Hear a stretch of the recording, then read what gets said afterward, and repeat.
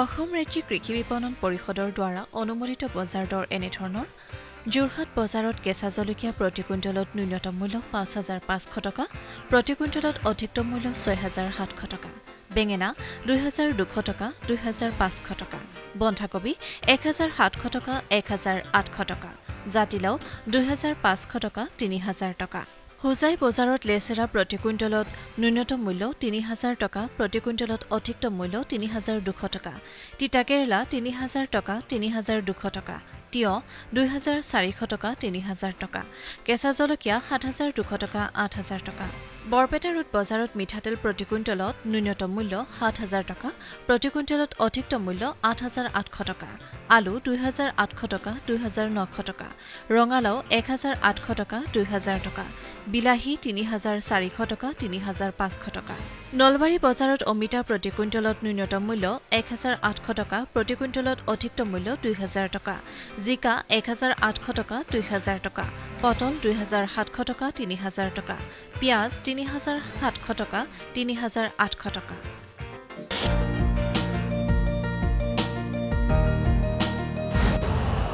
Urea का स्वदेशी उत्पादन 70 लाख टन बढ़ाने के लिए 6 उर्वरक संयंत्रों का उद्धार किया जा रहा है। FCIL के गोरखपुर, सिंदरी, तलचर और रामागुंडम संयंत्र, HFCL की बरौनी इकाई और BVFCL की नामरू फोर्थ। सोने पर सुहागा ये है कि देश में अब बनेगा सिर्फ नीम लेपित यूरिया, क्योंकि इससे होगा किसानों का फायदा ही फायदा। अनाज का उत्पादन 10% तक बढ़ेगा, बढ़ेगी 10 से 15% नाइट्रोजन क्षमता।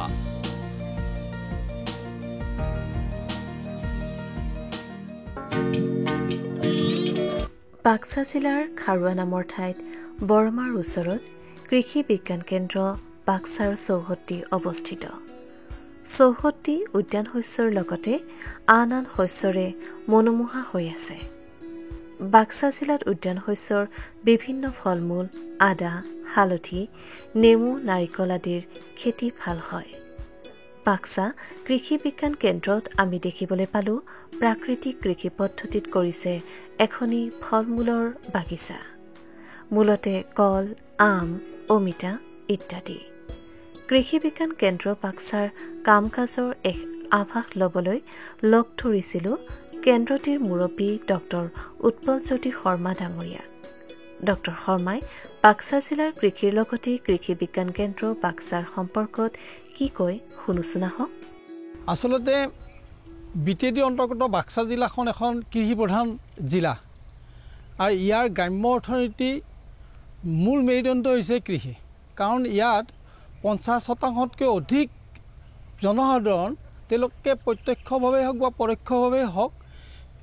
তেওঁলোকৰ জীৱন ধাৰণ যিটো জীৱিকা, সেই জীৱিকাটো কৃষি আৰু আনুষংগিক ক্ষেত্ৰবিলাকৰ ওপৰতেই নিৰ্ভৰশীল। আনুষংগিক ক্ষেত্ৰ মানে এই যিবিলাক পশুপালন, হাঁহ মুৰ্গী পালন, মৎস্য পালন, এনেকুৱা ধৰণৰ বিভিন্ন আনুষংগিক ক্ষেত্ৰবিলাকৰ লগত জড়িত। বাক্সা জিলাখনত বাৰিষা কালত প্ৰায় 90,000 হেক্টৰ এৰিয়াত শালি ধানৰ খেতি কৰা হয়, কিন্তু সেই অনুপাতে ৰবি বতৰত কিন্তু ইমান 90,000 হেক্টৰ এৰিয়াত মানে কি সৰিয়হ বা মচুৰ বা তিল এনেকুৱা খেতি কৰা দেখা নাযায়। প্ৰায় 35,000 হেক্টৰ মানে এৰিয়া মানতহে কৰা হয়। সেইকাৰণে আমাৰ অসম কৃষি বিশ্ববিদ্যালয়ে এইবাৰ এনেকুৱা এটা আঁচনি লৈছে, সেই আঁচনিটো যাতে কৃষকৰ মাজত এটা সজাগতা আহে। প্ৰায় 1,000 হেক্টৰ এৰিয়াত অসম কৃষি গোটেই অসমতে ডাবুল ক্ৰপিং, অৰ্থাৎ এটা মানে একেডোখৰা মাটিতে যাতে বছৰত দুটা খেতি কৰিব পাৰে। আৰু সেই সূত্ৰে আমাৰ বাক্সা জিলাও প্ৰায় 300 বিঘা মাটিত এই ডাবুল ক্ৰপিংটো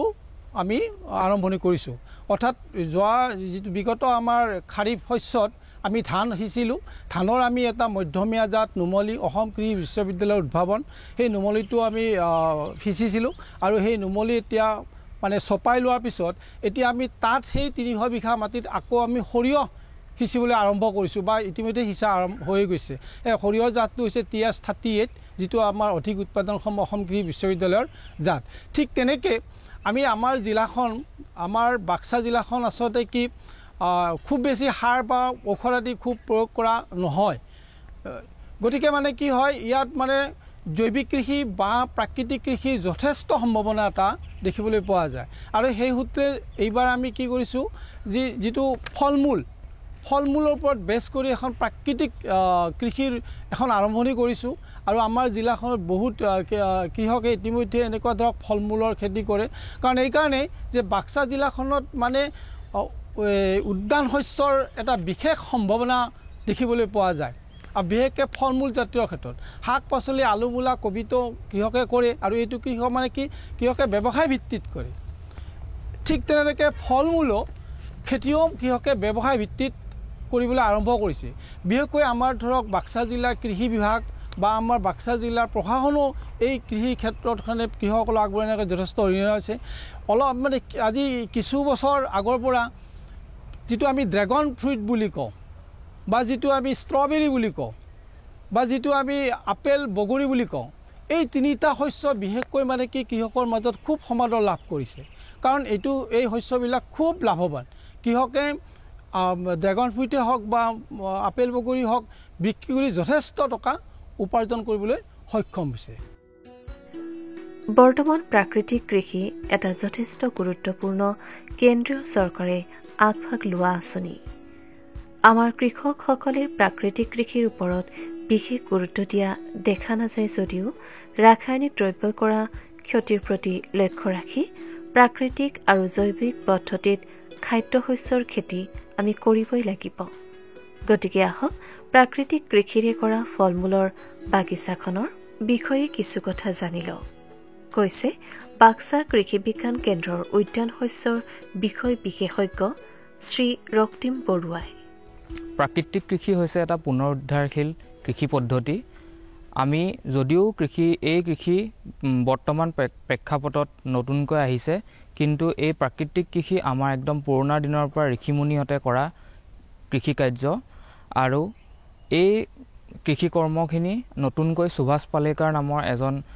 ব্যক্তিয়ে নতুনকৈ আকৌ পুনৰুদ্ধাৰ কৰিছে আৰু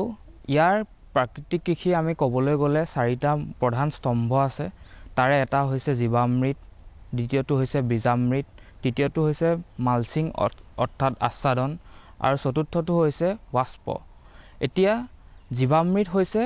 আমি ঘৰতে আমাৰ ফাৰ্মৰ পৰা যিখিনি বস্তু ওলায় তাৰ পৰা আমি উৎপাদন কৰা এটা সাৰ ইয়াত থাকে আমাৰ গৰু মূত্ৰ গৰু গোবৰ বেচন বা বুটৰ দানা আৰু আমাৰ মাটি থাকে মাটিখিনি এনেকুৱা হ'ব লাগিব যাতে আমাৰ হাবিৰ তলৰ মাটি বা ডাঙৰ গছৰ তলৰ মাটি হ'ব লাগিব পথাৰত কৃষি কৰ্ম কৰা মাটি হ'লে নহ'ব আৰু লগতে আমাৰ থাকে আমাৰ গৰু মূত্ৰ তাৰ পিছতে আহিলে আমাৰ বীজামৃতটো হৈছে আমাৰ বীজ শোধন কৰা এটা দ্ৰব্য আৰু ইয়াতে একেইখিনি বস্তুৱে থাকে লগত খালি আমাৰ এটা বস্তু থাকে সেইটো হৈছে চূণ আমি ব্যৱহাৰ কৰোঁ আৰু এই পাত্ৰখিনি আমি বনাই পিনি আমি বীজখিনি শোধন কৰিব পাৰোঁ তৃতীয়টো হৈছে আচ্ছাদনটো আমি জানোৱে আমি পিছফালে আমি দেখা পাইছোঁ আমি কেনেকৈ মালচিং কৰিলে বা আচ্ছাদন দিলে আমি যিটো পথাৰৰ যিটো বাষ্প যিটো পানী বাষ্প সেইটো আমাৰ কনজাৰ্ভ হৈ থাকে আৰু লগতে যিখিনি অপতৃণ আমাৰ গজি আহে সেই অপতৃণখিনিও আমি কণ্ট্ৰল কৰিব পাৰোঁ আৰু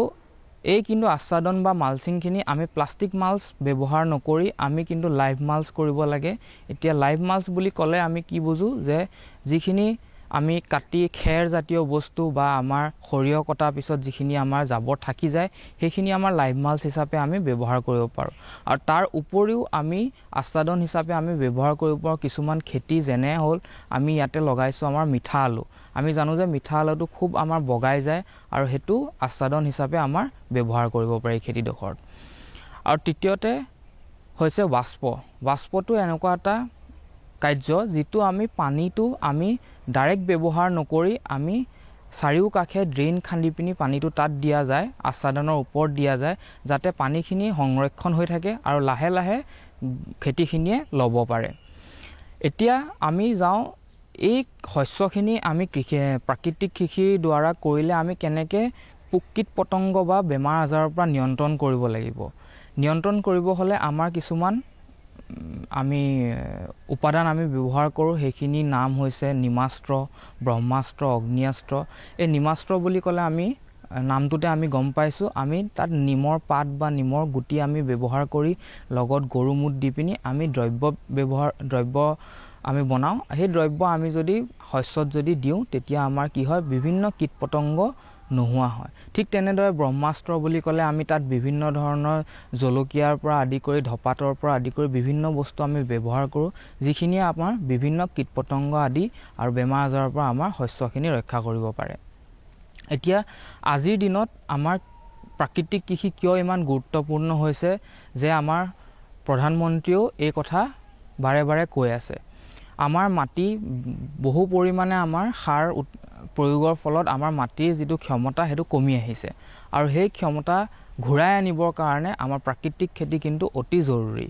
আৰু প্ৰাকৃতিক খেতি অকল মাটিৰ ক্ষমতা ঘূৰাই অনাই নহয়, খেতিয়কৰ যি খৰচ বাঢ়ি গৈছে এটা খেতি কৰিবৰ কাৰণে সেই খৰচ কেনেকৈ আমি কমাব পাৰোঁ, কেনেকৈ আমি ঘৰতে ওলোৱা উপাদানৰ পৰা আমি কিছুমান বস্তু বনাই পিনি আমি খেতি কৰিব পাৰোঁ, তাৰেই এটা সুযোগ হৈছে আমাৰ প্ৰাকৃতিক খেতি। মাটিৰ স্বাস্থ্য বুলি ক'লে মাটিৰ জীৱন্ত পৰিৱেশতন্ত্ৰ হিচাপে কাম কৰাৰ ক্ষমতাকে বুজায়।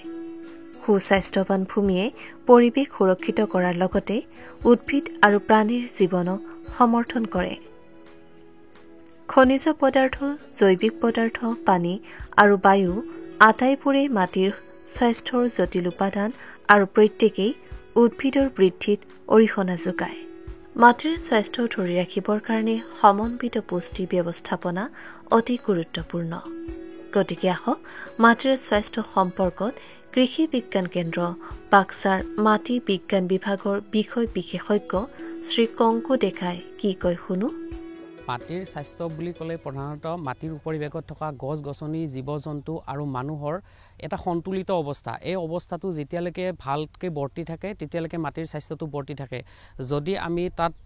কোনো ধৰণৰ ডিষ্টাৰবেঞ্চ কৰোঁ, মানে ধৰক বেছিকৈ আমাৰ মেকানাইজেশ্যন বৰ্তমান যিটো আহিছে আমাৰ এই মেকানাইজেশ্যনটো যেতিয়া বেছিকৈ আৰম্ভ কৰোঁ তেতিয়াহ'লে মাটিৰ স্বাস্থ্যটোৰ অৱনতি ঘটে। গতিকে মাটিৰ স্বাস্থ্যৰ অৱনতি নঘটাকৈ আমি কেনেকৈ মাটিটো ভালকৈ ৰাখিব পাৰোঁ সেইটোৱে আমাৰ আজি এতিয়াৰ মূল বিষয়বস্তু হৈ পৰিছে। এতিয়া আমি মাটিৰ স্বাস্থ্যটো বৰ্তাই ৰাখিবৰ কাৰণে প্ৰধানতঃ আমি জৈৱিক কৃষিত আগবাঢ়িব লাগিব, প্ৰাকৃতিক কৃষিত আগবাঢ়িব লাগিব। আজিকালি আমি যিকোনো ঠাইতে যেতিয়াই যাওঁ তেতিয়াই প্ৰধান বস্তু এটাই দেখা পাওঁ যে জৈৱিক কৃষি। এই জৈৱিক কৃষিত আগবাঢ়িবৰ কাৰণে আমাৰ প্ৰধানতঃ কেইটামান বস্তু আছে, তাৰ ভিতৰত আমাৰ কেঁচুসাৰ এটা প্ৰধান বস্তু। কিয়নো আজিকালি আমি দেখা পাওঁ বা আপোনালোকেও দেখা পাইছে যে আমাৰ কৃষকৰ ঘৰত গৰুৰ সংখ্যা কমি গৈছে। গতিকে গৰু কমাৰ লগে লগে আমাৰ গোবৰ সাৰ বা গৰুৰ যিটো মূত্ৰ সেইবোৰ কমি গৈছে। তো তাৰ লগে লগে আমাৰ যেতিয়া আমি জৈৱিক কৃষিত যাওঁ তেতিয়াহ'লে আমাক কেঁচু সাৰটো লাগিবই। গতিকে কেঁচু সাৰটো ইয়াৰ প্ৰধান এটা মূল হোতা জৈৱিক কৃষিৰ কাৰণে। তাৰপিছত আমি যাব পাৰোঁ পচন সাৰত। পচন সাৰো আপোনাৰ দুটা ধৰণৰ থাকে, এটা হৈছে আপোনাৰ বায়বিক আৰু এটা হৈছে আপোনাৰ অবায়বিক। বায়বিক ধৰণেও আমি পচন সাৰ বনাব পাৰোঁ বা অবায়বিক ধৰণেও আমি পচন সাৰ বনাব পাৰোঁ। তাৰ ভিতৰত আকৌ এটা আহিলে এইটো হৈছে আমাৰ সেউজ কৃষি, যিটোক আমি গ্ৰীণ মেনিউৰিং বুলি কওঁ, সেউজ সাৰ। গ্ৰীণ মেনিউৰিং আপোনাৰ দুটা ধৰণৰ থাকে, এটা হৈছে ইন চিটু, মানে আমি পথাৰতে ধৰক গুটি সিঁচি দিলোঁ গ্ৰীণ মেনিউৰিঙৰ। তাৰ ভিতৰত ধৈঞ্চা আছে, চানহেম যিটো শণ বুলি কওঁ, এইবোৰ আছে। তাৰপিছত আপোনাৰ ধৰক মাটিমাহ, মগুমাহ এইবোৰো গ্ৰীণ মেনিউৰিঙত পৰে, সেইবোৰ আমি পথাৰত কৰিলোঁ। তাৰপিছত ফুল ফুলাৰ আগে আগে আমি সেইটো পথাৰতে হাল মাৰি দিলোঁ। হাল মাৰি দিয়াৰ লগে লগে কি হয়, তাত আপোনাৰ 4 পৰা 5 সপ্তাহ যোৱাৰ পিছত কৃষিটো মানে গুটিটো দিয়াৰ 4 পৰা 5 সপ্তাহ যোৱাৰ পিছত কি হয়, তাতে নডুলেশ্যন আৰম্ভ হয়। এই খেতিটোত নডুলেশ্যন মানে কেনেকুৱা, ৰাইজোবিয়াম নামৰ এটা বেক্টেৰিয়া থাকে। এই বেক্টেৰিয়াবিধে তাত মানে নাইট্ৰজেন সঞ্চয় আৰম্ভ কৰে আৰু এইটো কি কৰে, বায়ুমণ্ডলৰ পৰা নাইট্ৰজেনটো সঞ্চয় কৰে। আৰু এইটো যেতিয়া আমি তাক হাল মাৰি দিওঁ মাটিত, হাল মাৰি দিয়াৰ লগে লগে এই নাইট্ৰজেনটো মাটিখিনিত আহি যায় আৰু লগে লগে কি হয়, মাটিৰ স্বাস্থ্যটো অটুট থাকে। লগতে আমাৰ যিটো বাহিৰৰ পৰা আমি নাইট্ৰজেন যিটো ছাপ্লাই কৰোঁ কৃষিৰ কাৰণে, তাৰ প্ৰয়োজনীয়তাটো কমি যায়। দ্বিতীয়তে কি হয়, মাটিৰ যিটো ভৌতিক অৱস্থা, মানে ছইল ফিজিকেল প্ৰপাৰ্টি বুলি যিটো কওঁ, এই মাটিৰ ভৌতিক অৱস্থাটোতো যথেষ্ট উন্নতি সাধন কৰা দেখা যায়। তাৰপিছত কি হয় মাটিৰ যিটো পানী ধাৰণ কৰিব পৰা ক্ষমতা পানী ধাৰণ কৰিব পৰা ক্ষমতাটো বাঢ়ি যায় তাৰপিছত আহিল মাটিৰ যথেষ্ট পৰিমাণে অৰ্গেনিক মেটাৰ আপুনি যিটো ক'লে অৰ্গেনিক মেটাৰটো বাঢ়ি যায় গতিকে আজিৰ দিনত আমি এইটো যিটো গ্ৰেইন মেনিউৰিং বা সেউজ সাৰ এইটোৰ চাহিদা যথেষ্ট পৰিমাণে বঢ়াব লাগিব কৃষিখণ্ডত ভালকে আগবাঢ়িবৰ কাৰণে আৰু বাক্সা জিলাত কি হৈছে এইটো আমি বহুত দিন আগৰ পৰা ইয়াৰ ওপৰত প্ৰশিক্ষণ দি আহিছোঁ আৰু কৃষকসকলে এইটো ক্ষেত্ৰত বহুতখিনি আগবাঢ়ি গৈছে আমি বৰ্তমান যিখন ফিল্ডত আছোঁ নাথপাৰাত উৎসৱ নাথত তেখেতেও এডৰা মাটিত আমাৰ সেউজ সাৰ অলৰেডি কৰিছে কাৰণ তেওঁ আমাৰ ওচৰত গৈছিলে এটা মানে বস্তু লৈ যে মাটিৰ তেখেতৰ যথেষ্ট স্বাস্থ্যৰ অৱনতি ঘটিছে আমি কি কৰিব পাৰোঁ মই তেখেতক এইটো উপায় দিছিলোঁ যে আপুনি কেঁচু সাৰ কৰক কেঁচু সাৰ তেখেতে কৰিছে কিন্তু আৰু কৈছিলোঁ যে আপুনি সেউজ সাৰটো অলপ জনপ্ৰিয় কৰক বা আপোনাৰ নিজৰ মাটিতো সেউজ সাৰটো কৰক আৰু সেই শুনিয়ে তেওঁক সেউজ সাৰটো কৰিছে আৰু তেখেতে যোৱা বছৰো কৰিছিলে তেখেতে কৈছে যে ছাৰ মাটিখিনি যথেষ্ট পৰিমাণে ভাল হৈছে মাটিৰ মানে স্বাস্থ্যটো ভাল হোৱা বুলি তেখেতে কৈছে সেউজ সাৰে মাটিৰ গাঁথনি উন্নত কৰাৰ লগতেই মাটিত নাইট্ৰজেন যোগান ধৰে সেউজ সাৰ কৰাৰ প্ৰধান সময় হৈছে মাৰ্চ এপ্ৰিল মাহ মাটিৰ পুষ্টি সম্পৰ্কত শ্ৰী কংকু ডেকাই লগতে এনেদৰে কয় সেউজ সাৰৰ ওপৰত আপোনাৰ যদি আমি আৰু ধৰক গ্ৰীণ লিফ মেনিউৰিং বুলি এটা মানে পদ্ধতি আছে গ্ৰীণ লিফ মেনিউৰিংটো কেনেকুৱা বাহিৰৰ পৰা আমি কিছুমান পাত যেনেকুৱা ধৰক কৃষ্ণচূড়াৰ পাতে হওক বা নিম পাতে হওক এই পাতখিনি আমি আনি খেতিডৰাত দি দিলোঁ তাৰপিছত কি কৰোঁ আমি সেইটো হাল মাৰি দিম কিন্তু হাল মাৰি দিয়াৰ লগে লগে এটা কথা মনত ৰাখিব লাগে যাতে খেতিডৰা অলপ মইষ্ট হৈ থাকে মানে জিকা জিকা ভাৱ এটা থাকে যাতে এই সোনকালে পচি যায় আৰু সেইটো কৰিলেও আমি প্ৰথমতে যিটো ক'লোঁ গ্ৰীণ মেনিউৰিং আপোনাৰ গুটি ছটিওৱা পদ্ধতিটো একে কামে কৰে এইটোৱে এইখিনিতে কেঁচু সাৰ উৎপাদন সম্পৰ্কত কৃষি বিজ্ঞান কেন্দ্ৰ বাক্সাৰ মাটি বিজ্ঞান বিভাগৰ বিষয় বিশেষজ্ঞ শ্ৰী কংকু ডেকাই কি কৈছে শুনোচোন আহক জৈৱিক কৃষিৰ কথা ক'বলৈ যাওঁতে আমাৰ কেঁচু সাৰ হৈছে প্ৰধান অস্ত্ৰ এই কেঁচু সাৰ বনাবলৈ যাওঁতে আমি প্ৰধানতঃ কেইটামান বস্তু ল'ব লাগে একেটাৰ ভিতৰত আমাৰ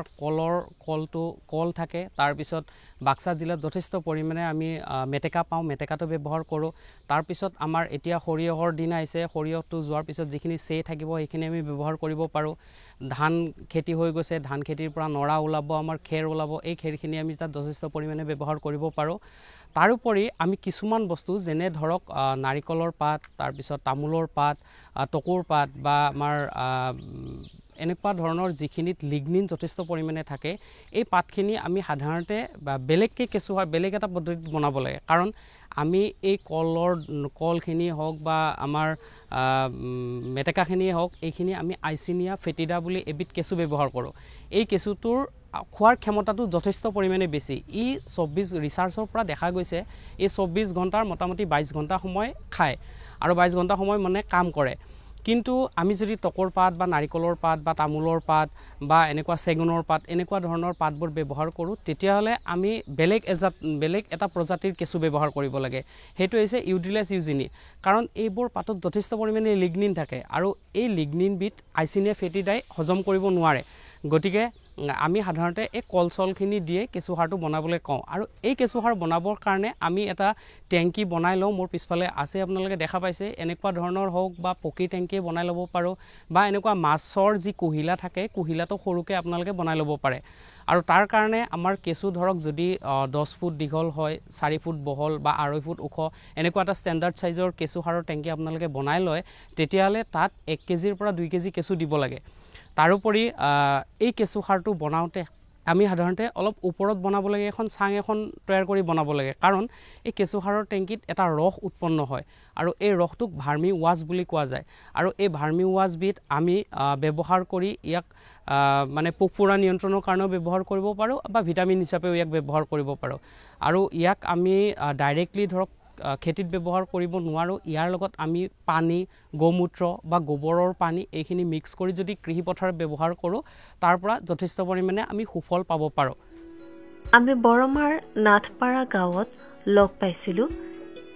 খেতি পৰিদৰ্শন কৰিবলৈ যোৱা কৃষি বিজ্ঞান কেন্দ্ৰ বাক্সাৰ শস্য ৰোগ বিভাগৰ বিষয় বিশেষজ্ঞ শ্ৰী সুনীল ভট্টাচাৰ্য ডাঙৰীয়া শ্ৰী ভট্টাচাৰ্যই শাক পাচলিৰ পোক পৰুৱা বেমাৰ নিয়ন্ত্ৰণ ব্যৱস্থাপনা সম্পৰ্কত কি কৈছে শুনোচোন আহক। শস্যত প্ৰথম হৈছে কি পুলিখিনি কেনেকুৱা হ'ব লাগিব, আৰু আমাৰ পুলি প্ৰথম এতিয়া ধৰক শাক পাচলি যেনেকৈ কবি, মূলা, জলকীয়া, বিলাহী, বেঙেনাৰ বতৰ, এই সময়ত যেতিয়া আমি পুলিখিনি পচাওঁতে কি হয় যে তাত ডেম্পিং অফ বুলি এটা বেমাৰে দেখা দিয়ে। মানে মাটিৰ ঠিক গুৰি অংশতে পুলিটো অলপ ক'লা পৰি পেলাই মাটিৰ ওপৰত বাগৰি পৰে। এতিয়া কৃষকে এই ক্ষেত্ৰত মানে বহুতখিনি সমস্যাৰ সন্মুখীন হয়। গতিকে মই কৃষকসকলক এটা কথা অনুৰোধ কৰোঁ যে পুলিখিনি বনাওঁতে প্ৰথম প্ৰাৰম্ভিক যিখিনি ব্যৱস্থাপনা, এই ব্যৱস্থাপনাখিনিৰ ওপৰত গুৰুত্ব দিব লাগে। প্ৰথম অৱস্থাত আহিলে আমাৰ যিকোনো শস্যৰে আমি যদি বীজ শোধনত যাওঁ, বীজ শোধন কৰিলে আমাৰ খুব কম খৰচতে আমি প্ৰাৰম্ভিক বেমাৰ আজাৰৰ পৰা ৰক্ষা পাব পাৰোঁ। গতিকে বীজ শোধনৰ কাৰণে আমি ঘৰুৱাভাৱে কিছুমান উপাদান ব্যৱহাৰ কৰিব পাৰোঁ, বা ট্ৰাইকোডাৰ্মা জাতীয় যিবিলাক ঔষধ, মানে বায়ো যিবিলাক ঔষধ আছে, জৈৱিক যিবিলাক ঔষধ আছে, এই জৈৱিক ঔষধবিলাক ব্যৱহাৰ কৰিলে তেতিয়াহ'লে আমি সুফল পাব পাৰিম। ইয়াৰ উপৰি বীজতলীখনত সাধাৰণতে কি হয়, আমাৰ যিবিলাক বেমাৰ আজাৰ আহে সাধাৰণতে আমাৰ মাটিৰ পৰা বেছি আহে। এই ধৰক পচা বেমাৰ, গুৰি পচা বেমাৰ, এনেকুৱা ধৰণৰ বেমাৰখিনি আমাৰ মাটিৰ পৰা বেছিকৈ আহে। গতিকে প্ৰথম অৱস্থাত আমি বীজ শোধন কৰাৰ উপৰিও বীজতলীখন সম্পূৰ্ণ ভালকৈ শোধন কৰি ল'ব লাগে। এতিয়া শোধন কৰাৰ বেলেগ বেলেগ পদ্ধতি আছে। এটা আছে কি, আমি ধৰক যদি বীজতলীখন প্ৰস্তুত কৰি উঠি তাত বগা পলিথিনেৰে ঢাকি থৈ দিওঁ, কোনোফালে বতাহ সোমাব নোৱাৰাকৈ 20-25 দিন তেনেকৈ ঢাকি থৈ দিলে, তেতিয়া কি হয় যে মাটিত থকা যিবিলাক বেমাৰৰ বীজাণু আছে, এই বীজাণুবিলাক মৰি যায়, আৰু তাৰ ফলত যিখিনি আমাৰ প্ৰাৰম্ভিক অৱস্থাত বেমাৰ আজাৰ আহে, সেই বেমাৰ আজাৰখিনিৰ পৰা ৰক্ষা পৰে। ইয়াৰ উপৰি যদি আমাৰ খুব বেছি দৰকাৰ পৰে, খুব বেছি প্ৰয়োজন হ'লে, তেতিয়াহে আমি কেমিকেল ব্যৱহাৰ কৰিব লাগে। আৰু কেমিকেলৰ ক্ষেত্ৰত আমি চাফ নামৰ যিটো কেমিকেল আছে, সেই কেমিকেলটোৰে আমি কি কৰিব লাগে, প্ৰথম বীজতলীখন বনাই ল'লোঁ, লৈ উঠি প্ৰায় 15 চেণ্টিমিটাৰ গভীৰলৈকে মানে চাপ প্ৰতি লিটাৰ পানীত 2 পৰা 3 গ্ৰাম মিক্স কৰি তাক তিয়াই ল'লোঁ। লৈ উঠি 2 দিনলৈকে বীজতলীখন আমি ঢাকি থ'ব লাগে। ঢাকি থোৱাৰ পিছত ওপৰৰ পলিথিনখন আঁতৰাই দি তাত আমি অলপ পাতলকৈ কোৰ মাৰি তাৰপিছত যদি আমি বীজখিনি পেলাওঁ, তেতিয়াহ'লে বীজৰ মানে পুলিত যিটো বেমাৰ আহে ডেম্পিং অফ, এই বেমাৰটো আৰু সমূলি নাহে। আশা কৰা হৈছে সময়মতে পোক পৰুৱা বেমাৰৰ বাবে যথোচিত ব্যৱস্থা লোৱা, মাটিৰ স্বাস্থ্যৰ যতন লোৱা, লগতে প্ৰাকৃতিক কৃষিত গুৰুত্ব দি অন্য থলুৱা বা উচ্চ উৎপাদনক্ষম জাতৰ খেতি কৰি নিজৰ মাটিৰ গুণাগুণৰ ওপৰত ভিত্তি কৰি আৰু অধিক খেতি কৰিলে আৰ্থিকভাৱে লাভৱান হ'ব পাৰিব। किसान भाइयों गांठ बांध लो, गांठ बांध लो, बहुत है काम की, समृद्धि के पैगाम की। मिट्टी के मिजाज को समझो, मिट्टी के हर राज को समझो, मिट्टी की तुम जांच कराओ, मुफ्त सॉइल हेल्थ कार्ड ले जाओ। कभी मुनासिब बीज लगाओ, सही किस्म की खाद ले आओ, जितनी जरूरी उतनी डालो, सही मात्रा खुद पहचानो, इसको अपना मंत्र बना लो, मिट्टी की सेहत तो जानो। बात बहुत है काम की, कम लागत अधिक वरदान की, किसान भाइयों गांठ बांध लो। आज ही मिट्टी की जांच कराएं, राज्य सरकार के कृषि अधिकारी से संपर्क करें और मुफ्त में सॉइल हेल्थ कार्ड पाएं। कृषि और किसान कल्याण मंत्रालय द्वारा किसान हित में